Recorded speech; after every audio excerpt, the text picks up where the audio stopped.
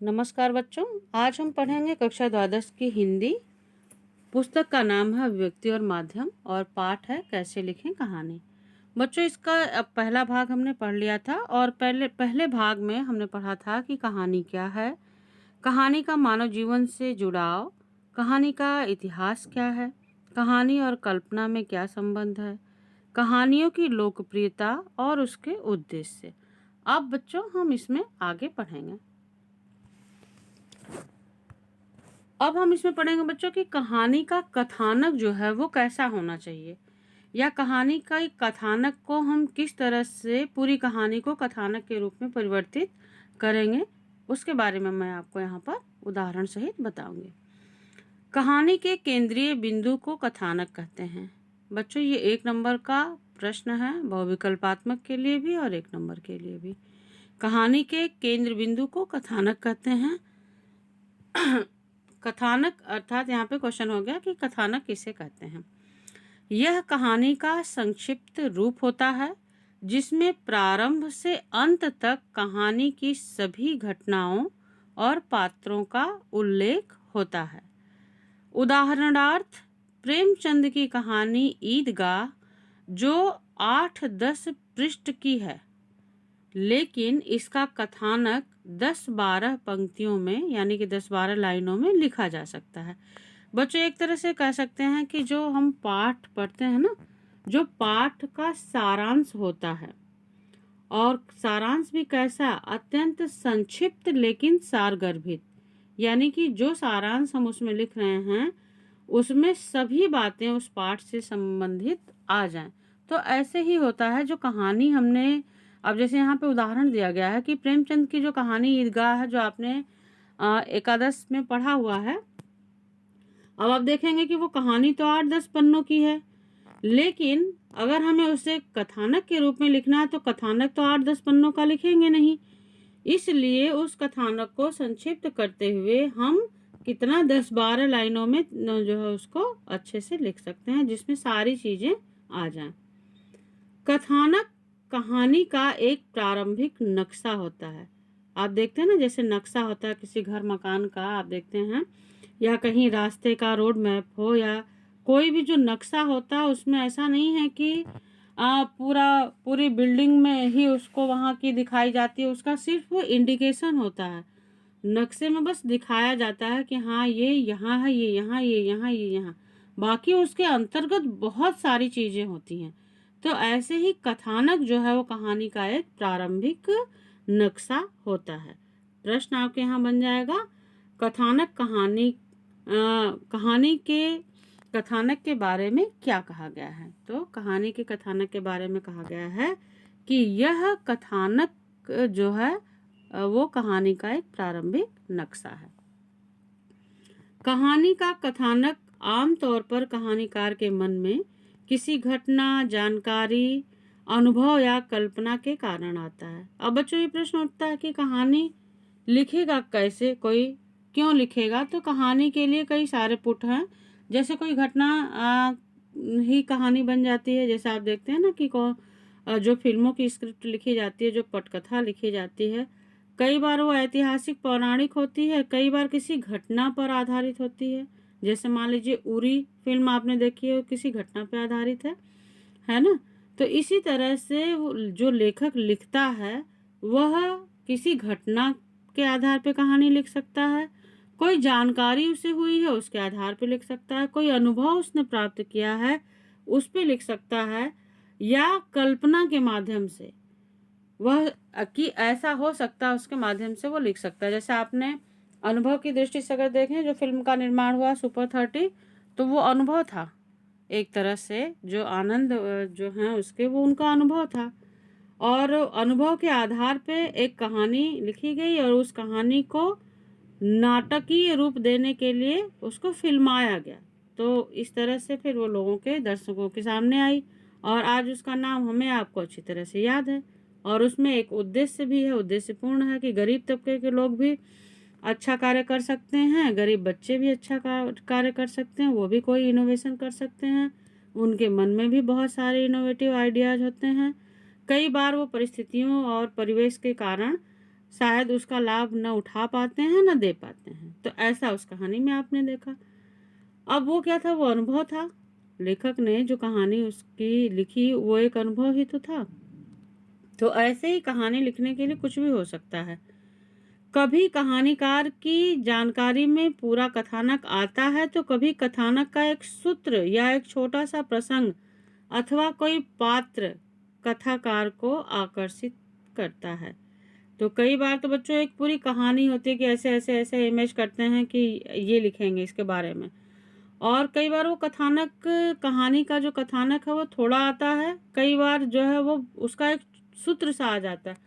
अब मान लीजिए जैसे हमारे प्रधानमंत्री मोदी जी हैं, अगर उनके ऊपर कोई फिल्म बने तो सिर्फ एक नाम, एक व्यक्तित्व ही पर्याप्त है। जैसे ही उनका नाम आएगा उनसे संबंधित जो भी कहानी है वह अनुभव के आधार पे, घटना के आधार पे हमारे मन में आ जाएंगे और वो हम लिखते जाएंगे। चाहे उसको हम नाटकीय रूप से प्रस्तुत कर दें, चाहे फिल्मों में उसको फिल्मांकन करके उसको प्रस्तुत करें। फिल्मों में भी जो दिखाया जाता है वह भी अभिनय के द्वारा ही होता है, तो उसको भी एक तरह से जैसे नाटक प्रस्तुत करते हैं वैसे ही दृश्यों में हम उसको विभाजित करके फिर उसको, फिल्म जो है उसका समय जो है वो अधिक होता है और नाटक की समयावधि कम होती है।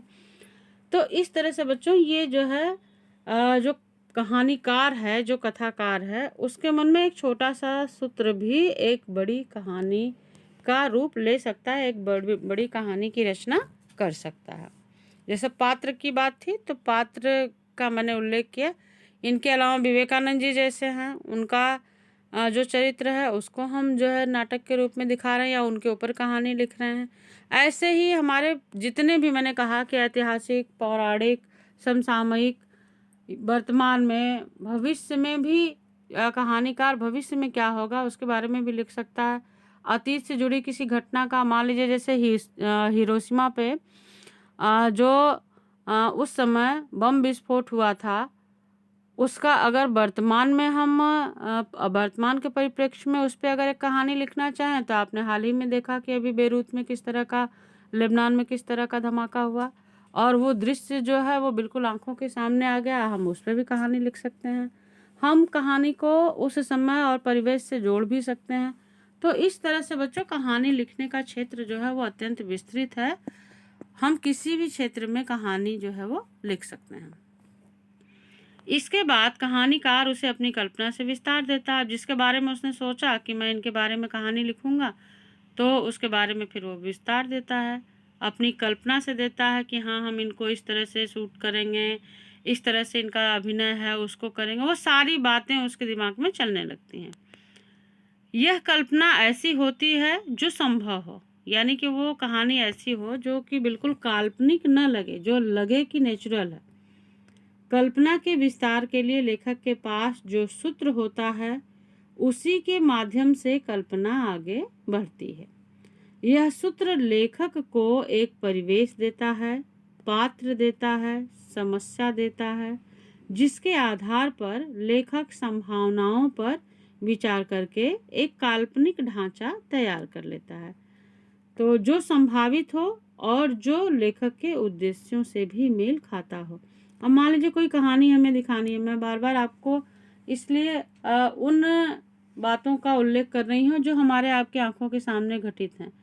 हमारे आपके आंखों के सामने घटित जो चीज़ें हैं उसका उदाहरण सहित मैं आपको इसलिए समझा रही हूँ कि आपको ध्यान में आ जाएगा। जैसे हमारे यहाँ विद्यालय में जो वार्षिकोत्सव हुआ उसमें बेटी बचाओ बेटी पढ़ाओ का जो कथानक था वो पहले मन में आया, फिर हमने कल्पना की कि इसको हम कैसे प्रस्तुत करेंगे, इस कहानी को कैसे आगे बढ़ाएंगे। तो फिर कहानी के बारे में भी पता चल गया, समस्या क्या थी, समाज में लोगों की रूढ़िवादी सोच, फिर उसका समाधान, फिर उसमें जो बच्चा है, जो मतलब बेटा बेटी जो है उसका वर्तमान में उसकी भूमिका क्या है, इसके लिए गार्जियन का किस तरह से आगे आना आवश्यक है, किस तरह से समाज में एक ये चूँकि सामाजिक समस्या बनती जा रही है लोगों की, तो उस सोच को हमें किस तरह से दूर करना है। तो इस तरह से हम इसको क्या करेंगे, इसको कहानी का रूप जब देना चाहेंगे तो ये एक सूत्र हो गया कि बेटी बचाओ बेटी पढ़ाओ, और उसके लिए हमें जो है सारी चीज़ें वो कल्पना करके उस कहानी को आगे बढ़ानी है। तो उसमें पात्र भी आ गए, समस्या भी आ गई, संभावना भी आ गई, ये सारी चीजें जो है वो उसमें आ जाती हैं। कथानक के अंग, कथानक के कौन से अंग होते हैं बच्चों? कथानक का पूरा स्वरूप होता है और इसके 3 अंग होते हैं। ये पहली ही लाइन में आपका प्रश्न भी है कि कथानक के कितने अंग होते हैं, कौन कौन से होते हैं? तो 3 अंग होते हैं बच्चों, प्रारंभ, मध्य और अंत। यानी कि शुरुआत होती है, फिर मध्य और फिर उसका अंत। अर्थात कथानक का पूरा स्वरूप होता है। कथानक न केवल आगे बढ़ता है बल्कि उसमें द्वंद्व के तत्व भी होते हैं जो कहानी को रोचक बनाए रखते हैं। द्वंद्व के तत्व कौन से होते हैं? जैसे मैंने आपको बताया था कि जब ईदगाह कहानी का ही उदाहरण लिया था कि जब हामिद, वो चूंकि उसको उस कहानी को ही, ईदगाह कहानी को ही हम नाटक में परिवर्तित कर रहे थे, तो कहानी में भी तो वो द्वंद्व पहले दिखाया गया है ना। तो कहानी में जब हामिद सामान खरीदने जाता है ईदगाह के मेले में, तो उसके मन में ये द्वंद्व चलता है कि वह मिठाइयाँ, खिलौने, इन सब चीज़ों को खरीदे या वह अपनी दादी के लिए चिमटा खरीदे। तो इस तरह से उसके मन में वो द्वंद्व चलता रहता है। तो अब वो अंत में निर्णय लेता है कि नहीं, उसके दादी के लिए चिमटा खरीदना ही ज़्यादा ज़रूरी है। तो इस तरह से जो है मानसिक जो द्वंद्व है वो उसके मन में चलता रहता है।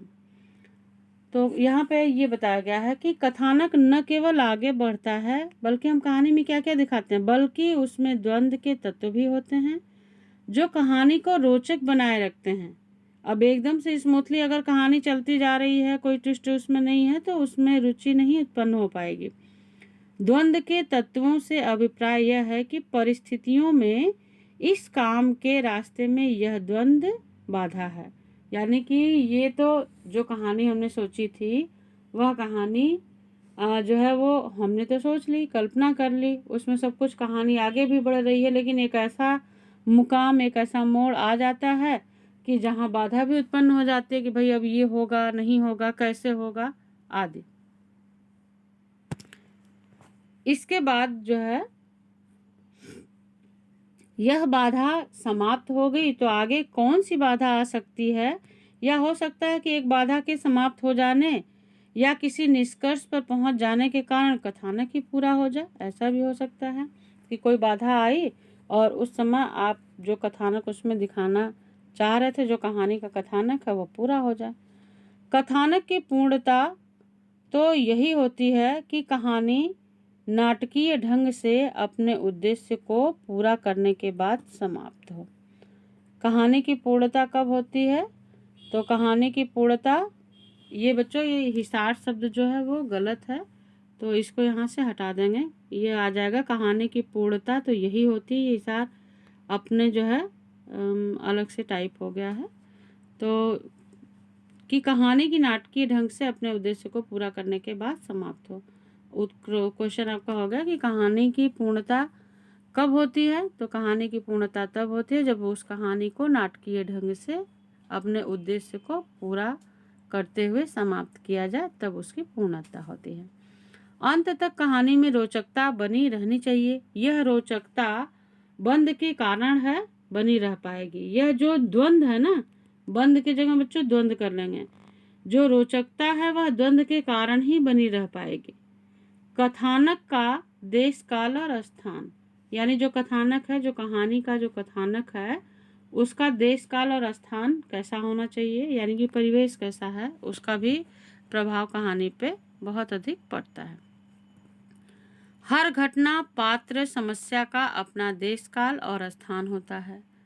कथानक का स्वरूप बन जाने के बाद कहानीकार कथानक के देश, काल और स्थान को पूरी तरह समझ लेता है, क्योंकि यह कहानी को प्रामाणिक और रोचक बनाने के लिए बहुत आवश्यक है। जाहिर सी बात है बच्चों, जैसे एक उदाहरण यहाँ दिया है मैंने कि यदि अस्पताल का कथानक है तो अस्पताल का पूरा परिवेश, वहाँ की जो ध्वनि है, वो ध्वनियाँ, लोगों का आना जाना, चहलकदमी, कार्य व्यापार और लोगों के पारस्परिक संबंध, नित्य घटने वाली घटनाएं आदि का जानना भी आवश्यक होगा।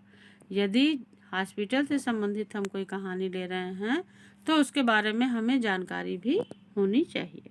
बच्चों जितना अभी पिछले मैंने स्लाइड आपको दिखाया वो सब आपको अपनी कॉपी में लिखना है और उसके साथ ही उसी पर आधारित जो जगह जगह से मैंने आपको बताया है ये महत्वपूर्ण लघुत्तरीय प्रश्न है 1 नंबर के, और यही प्रश्न आपके बहुविकल्पीय प्रश्न में भी जो कन्वर्ट हो जाएंगे। तो हमें सही उत्तर जानने की आवश्यकता है।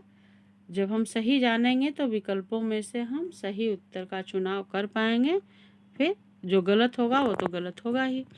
इसलिए इन प्रश्नों के उत्तर आप इसी पैराग्राफ से जो मैंने पढ़ाया है उससे ढूंढ करके लिखेंगे। जैसे पहला है प्रश्न, कहानी से आप क्या समझते हैं? तो ये प्रश्न का उत्तर आपको मिल गया होगा।